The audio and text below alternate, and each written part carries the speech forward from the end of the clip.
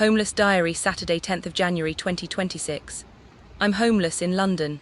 I sleep in a tent. But since last night, I've been in a SWEP bed in a St Mungo's women's hostel because it's -1 degree. SWEP stands for Severe Weather Emergency Protocol. SWEP beds are only open while the temperature is 0 degrees or below, which in London is never more than a few days. As soon as the temperature goes up to 1 degree, SWEP beds close and they kick all rough sleepers out back to the streets to continue sleeping rough.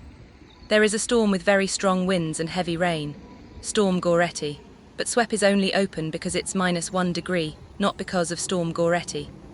When the temperature goes up to 1 degree, they will still kick all rough sleepers out back to the streets to continue sleeping rough, regardless of the very strong winds and heavy rain, which are dangerous when sleeping rough. Most of the SWEP beds in London are not beds at all, but 15 mattresses on the floor in a dormitory, in inhumane conditions. My SWEP bed is in a spare room in a St Mungo's women's hostel on Church Walk, N16. My SWEP bed is also inhumane, but for different reasons.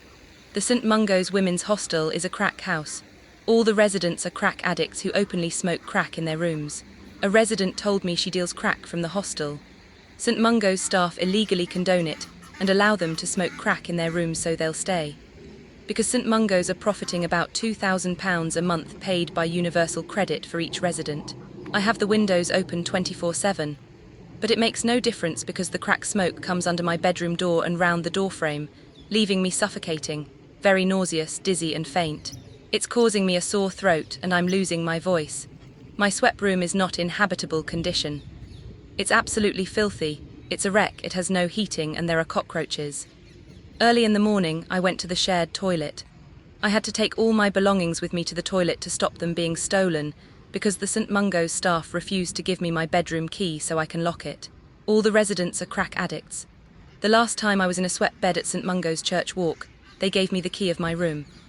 But this time, the St Mungo's staff refused to give me the key so I can lock my room to keep my belongings safe when I need to go to the shared toilet, and when I go out all day from early morning until very late to escape the crack smoke. I have 4 conditions that I need to use the toilet urgently and often, but there was no toilet paper in any of the toilets on any of the days I was in the SWEP bed. There was also no hand wash or paper towels in any of the toilets on any of the days I was there. St Mungo's make £123 million a year, yet won't spend any of it on toilet paper, hand wash and paper towels in the shared toilets, on cleaning the rooms or refurbishing their hostels. I phoned the St Mungo's Church Walk staff 3 times in 30 minutes to ask that they bring toilet paper urgently. I waited and waited and waited, but they did not bring the toilet paper, so I had to phone them 2 more times. It took them 30 minutes to bring the toilet paper. I didn't shower at the crack house because the shower room was absolutely filthy with what looked like feces smeared on the skirting board and door, and the crack smoke was so strong it was unbearable. The homeless day centre doesn't open on Saturdays, so I was unable to shower. Unlike winter shelters, I can stay in the SWEP room during the day, but every day I left early in the morning until very late because the crack smoke is unbearable. On my way out of the crack house, I had to leave my room unlocked while I went to the reception to ask the St Mungo's worker to lock it. I asked the St Mungo's worker to lock my room immediately so my belongings don't get stolen. She refused to lock my room, claiming she was alone in reception and unable to leave reception until her colleague returned. So she left my room unlocked for who knows how long, enabling the crack addicts to go in my room looking for stuff to steal. I went to a charity that has free breakfast. I had cornflakes and a vegetarian full English breakfast, 2 fried eggs, baked beans, mushrooms and a hash brown. They had a crate full of surplus avocados. I love avocados, so I took some. On my way out, there were still lots of avocados left, so I took some more. I spent most of the day at a community centre playing folk music. It wasn't free, but they let me go for free because I've volunteered and played at their community events. After the community centre, we all went to a pub for the rest of the evening. I didn't drink or eat anything at the pub. I don't drink alcohol, and I don't have money to waste on a pub's overpriced soft drinks and food.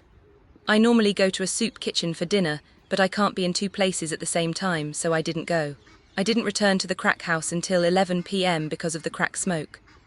I asked the St Mungo's worker to give me the key of my room as a reasonable adjustment under the Equality Act 2010, because I have 4 conditions that require me to use the toilet urgently and often at night. And I can't be waiting 30 minutes each time for them to come lock my room, so I can go to the toilet. The St Mungo's worker responded abusively with a dehumanizing and very inappropriate comment. She told me to wear an incontinence pad.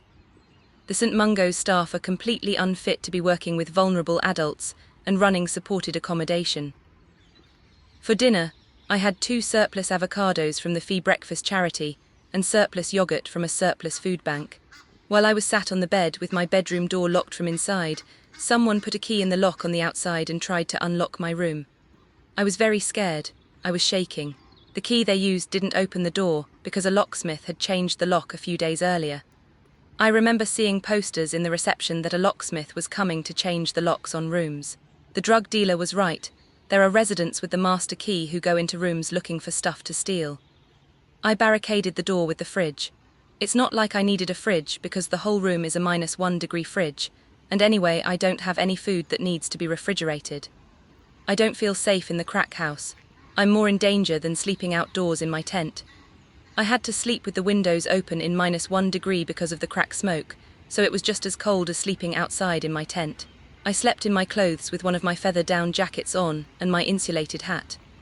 I would have slept in my -7 degrees sleeping bag under the duvet, but there are cockroaches in the room and I don't want to get cockroach eggs on my sleeping bag. It's worse than sleeping outdoors in my tent because it's just as cold, but outdoors the air is fresh and crack-free. The only reason I haven't left the crack house yet is because I want to record videos to expose St Mungo's.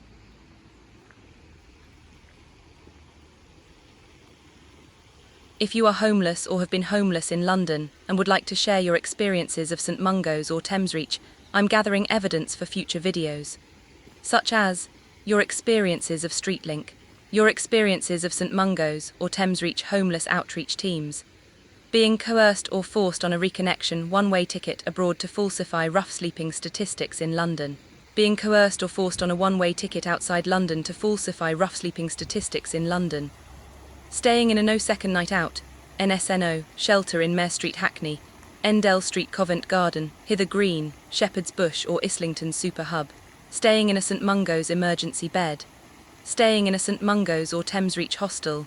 If you used to work for St Mungo's or Thamesreach and are willing to expose how they operate, I'd like to hear from you. If you're homeless or facing homelessness in UK, I have lists of where to get free meals and food, where to shower, do laundry in 100 locations in UK. Also, how to get temporary accommodation from your council and rehoused in England, Wales, Scotland and Northern Ireland. I also wrote homeless survival guides for UK, US and an international version for those of you elsewhere. The links are on my pinned post.